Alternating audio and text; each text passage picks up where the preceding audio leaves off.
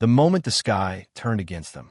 April 14th, 1943, 26,000 feet above the North Sea, east of England. The cockpit of First Lieutenant Jack Ilfrey's P-38 Lightning is vibrating hard enough to rattle his teeth. Twin Allison engines howl on either side of him, their propeller arcs shimmering against a pale gray sky. Below, broken cloud layers slide past like torn canvas. Ahead, the thin contrails of German fighters cut sharp, white lines across the blue. Ilfrey tightens his grip on the yoke. Sweat pools inside his gloves despite the cold that seeps through the canopy glass. He's been here before. Every P-38 pilot has. High altitude. Enemy sighted. The moment when the fight turns vertical. A flash off the nose. A Messerschmitt Bf 109 drops out of the sun, nose down, accelerating fast. The German pilot knows the drill. Lure the American into a dive. Let physics do the killing. Ilfrey pushes forward and the Lightning responds instantly. The Earth begins to rush up. Airspeed climbs. 350 miles per hour. 400. The controls stiffen, then begin to lock. The yoke feels like it is set in concrete. This is where P-38 pilots die. The Lightning is fast, long-ranged, heavily armed. But in a steep dive, compressibility takes over. Shock waves form over the wings. The elevator loses authority. The nose tucks down harder. Pilots black out or ride the aircraft straight into the sea. The Luftwaffe knows this. German pilots have learned to break contact by diving away. The P-38 cannot follow. Until now, Ilfrey glances at the airspeed indicator and then reaches down with his left hand. He flips a small switch on the panel. A simple motion. Almost nothing. Under the wings, two narrow metal panels snap down into the airstream. The dive changes immediately. The nose steadies. The control pressure eases. The Lightning stops accelerating out of control. Ilfrey pulls back and the aircraft responds. Smooth. Predictable. Alive. The Messerschmitt pilot looks back and sees something that should not be there. The P-38 is still with him. Cannon fire flashes. The German fighter jerks, rolls, and disappears in a cloud. For a moment, Ilfrey just breathes. This fight was not won by a new gun or a more powerful engine. It was won by a minor adjustment, a small mechanical fix. Dive recovery flaps. Weeks earlier, this would have been impossible. The P-38 had entered the European war with a reputation that frightened enemy pilots. Twin booms. Concentrated nose armament. Excellent climb at altitude, but it carried a fatal flaw that combat exposed immediately. At high-speed dives above 20,000 feet, the aircraft encountered compressibility earlier than expected. Pilots reported violent buffeting, frozen controls, and sudden nose-down pitch. Several never recovered. Others survived only by cutting throttle, deploying landing flaps against doctrine, or bailing out. German pilots learned quickly. If a Lightning latched onto their tail, they dove. Steep, fast, confident.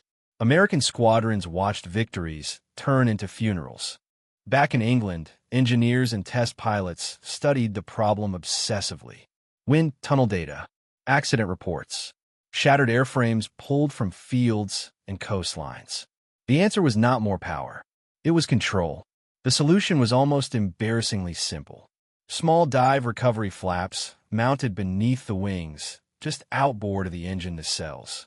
When deployed, they altered airflow enough to counter the nose-down pitching moment at high Mach numbers. They did not slow the aircraft significantly. They did not add drag in normal flight. They simply gave the pilot authority back when it mattered most. But theory meant nothing until combat proved it. April 1943 was that proof. Over the Channel, over occupied France, over the North Sea, P-38 pilots began to do the unthinkable. They followed German fighters straight down. Vertical, ruthless, controlled. Luftwaffe pilots who had survived dozens of engagements suddenly found their escape maneuver had vanished. The dive was no longer safe. The Lightning stayed glued to them, guns steady, closing fast. Word spread quickly through both sides. American pilots stopped fearing the dive. German pilots stopped using it. would have been a reliable defensive tactic became a death sentence. Up at altitude, Ilfrey levels off and scans the sky again. The radio crackles with excited voices. Confirmed kill. Another.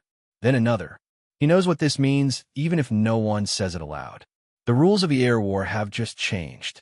When physics became the enemy. The P-38 Lightning did not arrive in Europe as an experiment.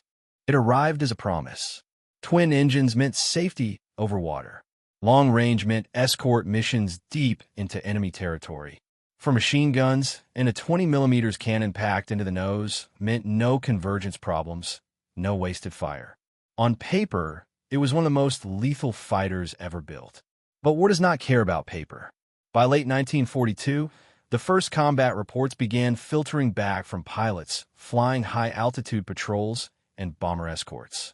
The stories were disturbingly consistent. The Lightning dove beautifully at first, accelerating faster than almost anything in the sky. Then, without warning, the aircraft turned hostile. Pilots described the same sensation. A low vibration through the airframe. Controls growing heavy. Then dead. The nose pitching down harder no matter what they did. Elevator input vanished. Trim useless. The aircraft locked into a dive that no amount of strength could pull out of. This was compressibility. At high speed and altitude, airflow over parts of the wing reached transonic velocities even though the aircraft itself was still below the speed of sound. Shock waves formed. Lift distribution changed abruptly. The center of pressure moved.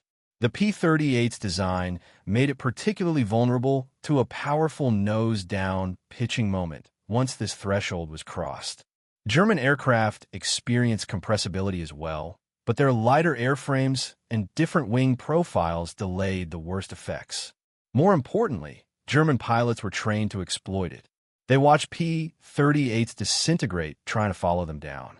In February 1943, a Lightning pilot named Captain Mark Shipman chased a Focke-Wulf 19E into a steep dive over France. At approximately 28,000 feet, his aircraft accelerated past 400 miles per hour indicated. The nose dropped. Controls froze. Shipman fought the yoke until his arms burned. The aircraft did not respond. He survived by pulling the mixture controls to idle, cutting engine power completely. Only then did the aircraft slow enough for the shock waves to break. He recovered less than 2,000 feet above the ground. Others were not so lucky. Entire squadrons began to modify their tactics to avoid dives altogether. P-38 pilots stayed level. They broke off pursuits early. They lost kills and sometimes lives because they were fighting their own aircraft as much as the enemy. The psychological toll was heavy. Every engagement carried a silent calculation. How far can I push it before the Lightning turns against me? German pilots sensed this hesitation immediately. They used it. Veteran Luftwaffe aces like Egon Mayer and Hans Philipp drilled their pilots relentlessly. If attacked by a P-38 dive, do not turn, do not climb. Point the nose down and trust gravity. The American will break off. And for months, they were right. Back in the United States, Lockheed engineers were under pressure. The aircraft could not be redesigned from scratch. The war would not wait. The fix had to be fast, simple, and field installable. Test pilot Ralph Verdon had already been killed exploring the upper limits of compressibility in a P-38 during high-speed testing in 1941. His death haunted the program. Engineers knew the problem was real. Now combat was demanding an answer. The breakthrough came from a combination of wind tunnel testing and flight experiments. Engineers discovered that by slightly altering airflow under the wing during high-speed dives, the dangerous pitch-down tendency could be countered. The solution was not dramatic. 2 small flaps, narrow, rectangular, hinged beneath the wings. When deployed, they increased pressure under the wing just enough to stabilize the aircraft and restore elevator effectiveness. They did not prevent compressibility entirely. They gave pilots a fighting chance inside it. The first operational installations were rushed to combat units in early 1943. Maintenance crews bolted them on in freezing hangars across England. Pilots received minimal training, a briefing, a switch location, a warning not to deploy them except in steep dives. Some pilots were skeptical. Others were desperate. The first time a Lightning followed a German fighter straight down and lived to tell about it, the rumors began. Within days, squadron-ready rooms buzzed with stories. Pilots who had once broken off now stayed in. Dives that had meant death now ended in firing solutions. German pilots noticed the change immediately, though they did not understand it. Their trusted escape maneuver no longer worked. The American twin-boom fighter stayed with them, matching speed, holding control, guns steady. The sky was no longer predictable. What had once been an advantage rooted in physics had been quietly erased by a minor adjustment of metal and air. And as spring turned into summer, the Luftwaffe began to lose something far more valuable than aircraft. They lost confidence. The day the dive stopped working. May 5, 1943. Over the Bay of Biscay, 50 miles west of occupied France. Major Thomas Maguire watches the bomber formation below him hold steady course. Silver shapes glinting through thin cloud. His P-38 sits at 30,000 feet, engines humming evenly, oxygen mask pressed tight against his face. The sky is clear in the way only the Atlantic can be clear, deceptive and empty until it suddenly is not. Contacts appear at 11 o'clock high. Dark specks drop toward the formation with disciplined precision. Focke-Wulf 190s. Veteran pilots. This is their hunting ground. Maguire rolls his Lightning and pushes forward, angling to intercept before they can make their firing pass. The enemy leader sees him immediately and reacts without hesitation. Nose down, full dive. The maneuver is textbook. For months, this would have ended the fight. Maguire follows. The airspeed needle races. The sound of the wind deepens, pressing against the canopy like a physical force. His training screams at him to break off, to level out, to live. Instead, he reaches for the switch. The dive recovery flaps deploy with a muted thump. The aircraft steadies. The nose does not run away. The Lightning feels heavy but obedient, like a powerful animal finally under rein. The German pilot glances back and his confidence evaporates. The P-38 is still there. Both aircraft plunge through 20,000 feet, then 18. Tracers flick past Maguire's canopy as the German fires blindly, more in disbelief than aim. Maguire waits. He knows he has control. He squeezes the trigger. The nose-mounted guns speak as one. No convergence. No guessing. The Focke-Wulf shudders, rolls inverted, and breaks apart in a smear of smoke and fragments. Maguire pulls out smoothly and climbs back toward the bombers. For the Luftwaffe, moments like this accumulate into something terrifying. German pilots had built their tactics around reliability. Dive equals escape. Speed equals life. Now that certainty is gone. Every engagement carries a question that did not exist before. Will the American follow me this time? Intelligence officers begin collecting reports. Pilots return shaken, insisting the P-38 has changed, that it can now dive safely, that it holds control where it should not. Some commanders dismiss the claims as nerves. Others recognize the pattern immediately. A trusted rule of air combat has been broken. By mid-1943, Luftwaffe training units quietly adjust their doctrine. Younger pilots are warned not to rely on vertical escape against the twin boom fighter. Turning fights are discouraged. Head-on attacks increase. Losses climb anyway. The adjustment forces German pilots into choices they do not want to make. Turning exposes them to the P-38's concentrated nose fire. Head-on passes carry enormous risk. Climbing bleeds energy. Every alternative is worse than the old dive. For American pilots, the psychological shift is just as dramatic, but in the opposite direction. The Lightning no longer feels like a compromise. It feels complete. Pilots begin to press attacks more aggressively. They take angles they avoided before. They hold pursuit longer. They trust their aircraft in ways they never had.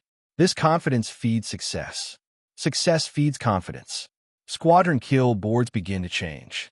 P-38 units that once struggled now post steady victories. Escort losses drop. Bombers reach targets deeper into enemy territory with fighters still on their wings. All of it traces back to a fix, so small most people never notice in photographs. Two narrow flaps. A switch. A choice made in a fraction of a second. The Luftwaffe is not losing because the Americans built a better weapon overnight.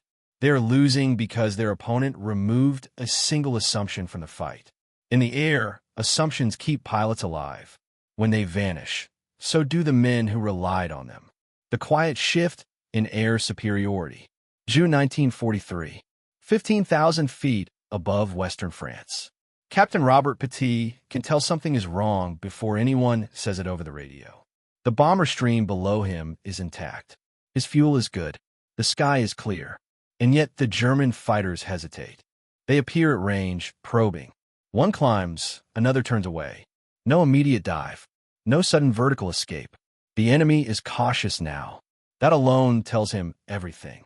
Petit leads his flight forward, easing the throttles up just enough to close distance.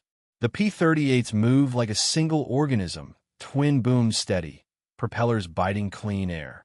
Below, flak bursts bloom in lazy black puffs, while short of the altitude where the real fight is about to happen. A pair of Messerschmitts finally commits. They slash across the bomber formation and pull up hard, trying to force a turning engagement instead of a dive. It is a mistake born of uncertainty. Petit rolls inverted and drops in behind the trailing aircraft. The German pilot looks back and tries to push the nose down out of habit. Then he remembers. He hesitates. The moment stretches just long enough. Petit fille. The Messerschmitt snaps into a spin and vanishes in a cloud. The second German fighter disengages immediately, climbing away at full power, unwilling to test what he thinks he already knows. Back at base, the debriefing is calm, almost routine. That is what frightens the intelligence officers reading the reports later. The Luftwaffe is no longer dictating the terms of engagement. For the first half of the war, German fighter doctrine emphasized control. Choose when to fight. Choose when to leave. Vertical maneuvers and energy advantage were the foundations of survival. The P-38's early weakness had fit neatly into that framework. Now it is not. The dive recovery flaps do more than fix a mechanical problem. They erase a psychological boundary. German pilots cannot be sure anymore that the American will break off. That uncertainty forces them to stay engaged longer than planned or disengage earlier than desired. Both options cost lives. American bomber commanders notice the difference almost immediately. Enemy intercepts become less coordinated. Attacks lose precision. Fighters peel away sooner, leaving bombers unmolested during critical phases of the mission. Escort pilots begin to range farther from the formations, hunting rather than reacting. The P-38's long range finally becomes what it was always meant to be, a weapon of pressure, not just protection. Loss ratios shift quietly but steadily. This is not a dramatic collapse. There are no single days of annihilation. Instead, it is a grinding erosion of advantage. German veterans are lost and cannot be replaced. New pilots arrive with fewer hours, less confidence, and instructors who no longer trust the old rules. Every time a young Luftwaffe pilot considers diving away from a P-38, he remembers the stories. The ones whispered in mess halls and flight lines. The ones that end with burning wreckage and unanswered radio calls. So he chooses something else, and that choice usually kills him. The Allied air war does not change because of overwhelming numbers alone. It changes because the enemy is forced into bad decisions. Again and again. Mission after mission. All because a small piece of metal gave pilots back control at the worst possible moment. By late summer, the Lightning is no longer viewed as dangerous only at a distance. It is feared up close. In the vertical, where German pilots once felt safest, the sky has become hostile in a way they did not expect. And they know, even if they cannot explain how, that something small has tipped the balance. The adjustment that changed the war above Europe.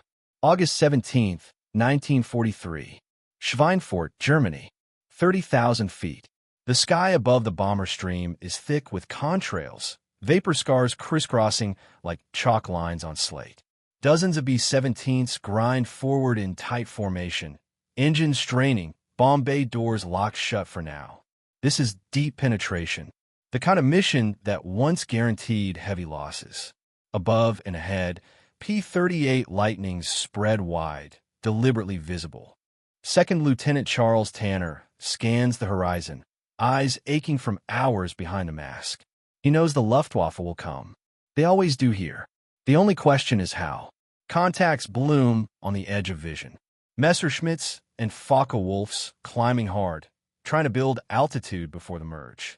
No imediativos. No saben vertical brax. They circle, probe, hesitate. That hesitation is new. When the fighters finally commit, the fight is confused and brutal. Head-on passes, sharp turns, short, desperate dives that level off quickly. German pilots refuse to trust the one move that once saved them. Tanner latches onto a Bf-109 that tries anyway. The German pilot pushes over, nose dropping steeply. The Earth rushes up through broken cloud. Tanner follows without hesitation. His hand moves to the switch automatically. The dive recovery flaps deploy. The Lightning remains solid. The distance closes. The German pilot pulls, too late. Tanner fires. The Messerschmitt shatters and disappears beneath the cloud layer. When the bombers turn for home hours later, too many empty positions remain. German interceptors failed to break the formation. Escort losses are lighter than expected. Schweinfurt burns. In the months that follow, the P-38's role evolves again. It is joined by P-47s and P-51s, each bringing their own advantages.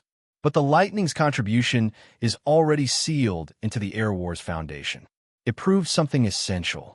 Air superiority is not always decided by bigger engines or heavier guns. Sometimes it turns on whether a pilot trusts his aircraft at the exact second fear would otherwise take over.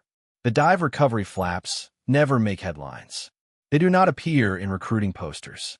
They are not named after heroes. But they forced enemy pilots to abandon a proven tactic. They erased a safe exit from combat. They turned confidence into doubt. And in the air, doubt is fatal. By the end of 1943, Luftwaffe losses are accelerating beyond recovery.